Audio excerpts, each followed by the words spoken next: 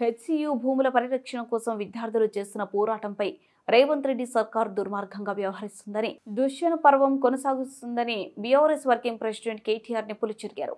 తెలంగాణ భవనంలో తనను కలిసిన హైదరాబాద్ సెంట్రల్ యూనివర్సిటీ విద్యార్థులు పోరాటానికి అండగా ఉంటామని కేటీఆర్ భరోసా ఇచ్చారు.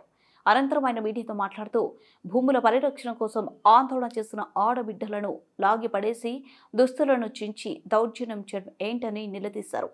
1968 నుంచి 71 వరకు జరిగిన తొలి దశ తెలంగాణ ఉద్యమంలో 370 మంది ఆత్మ బలిదానాల సాక్షిగా హైదరాబాద్ సెంట్రల్ యూనివర్సిటీ ఏర్పడిందని గుర్తు చేశారు. యూనివర్సిటీ విద్యార్థులపై భూములపై కాంగ్రెస్ ప్రభుత్వం దాష్టికం చేస్తుందని ఆగ్రహం వ్యక్తం చేశారు. ఈరోజు తెలంగాణకే కాదు భారతదేశానికే తలమానికంగా గొప్పగా ఉన్న విశ్వవిద్యాలయాల్లో ఒకటి అని చెప్పక తప్పదు. ఇవాళ హైదరాబాద్ సెంట్రల్ యూనివర్సిటీలో నెలకొని ఉన్న పరిస్థితులు చూస్తుంటే డెఫినెట్గా ప్రజాస్వామిక స్ఫూర్తి ఉన్న ఎవరికైనా, సామాజిక స్పృహ ఉన్న ఎవరికైనా మరి డెఫినెట్గా బాధ కలగక తప్పని పరిస్థితి కనబడతా ఉన్నది. పిల్లలు పాపం వారి బాధ్యత కాకపోయినా వారికి నిజంగా చెప్పాలి అంటే సంబంధం లేని అంశమైనా కూడా వారు చేస్తున్న పోరాటం వారు ఏదో ఆశించి స్వప్రయోజనం కోసమో తమ లాభం కోసమో కాకుండా హైదరాబాద్ నగర భవిష్యత్తు కోసం, తమ విశ్వవిద్యాలయ భవిష్యత్తు కోసం వారు పడుతున్న ఆరాటం ఏదైతే ఉందో నిజంగా కూడా చాలా గొప్పది.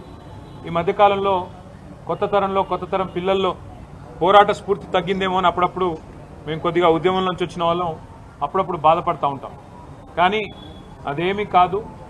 సరైన సందర్భం వచ్చినప్పుడు, సరైన ఇష్యూ ఉన్నప్పుడు తప్పకుండా మేము గొంతు విప్పుతాము అని చెప్పి వాళ్ళ హైదరాబాద్ సెంట్రల్ యూనివర్సిటీ పిల్లలు చూపెడుతున్న తెగువ, వారి పోరాటానికి ముందుగా నేను సెల్యూట్ చేస్తూ వారికి హ్యాట్స్ ఆఫ్ చెప్తూ, నేను కాంగ్రెస్ పార్టీని, ముఖ్యంగా ఇక్కడున్న కాంగ్రెస్ ప్రభుత్వాన్ని సూటిగా ఒక 3-4 ప్రశ్నలు ఆ పిల్లల తరపున మా పార్టీ తరపున కూడా అడుగుతా ఉన్నాను.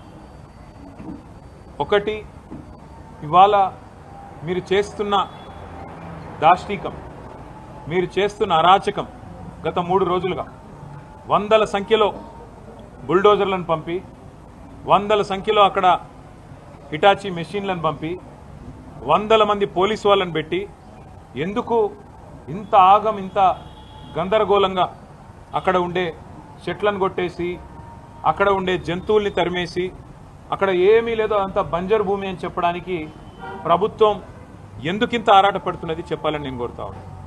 ముఖ్యంగా ఈ ప్రాంతం అంటే మొత్తం హైదరాబాద్ సెంట్రల్ యూనివర్సిటీ తీసుకుంటే దాదాపు 2600 ఎకరాలు దాటి విస్తరించి ఉన్న ఒక విశ్వవిద్యాలయం. మనం నిజంగా చెప్పాలంటే ఈ పశ్చిమ హైదరాబాద్ గత 10-15 ఏళ్లలో విస్తృతంగా పెరిగిపోయింది. అది మన గచ్చిబౌలి కావచ్చు, నానక్రామ్ గూడ కావచ్చు, ఖాజాగూడ కావచ్చు, ఆ ప్రాంతం మొత్తం శేర్లింగంపల్లి దాకా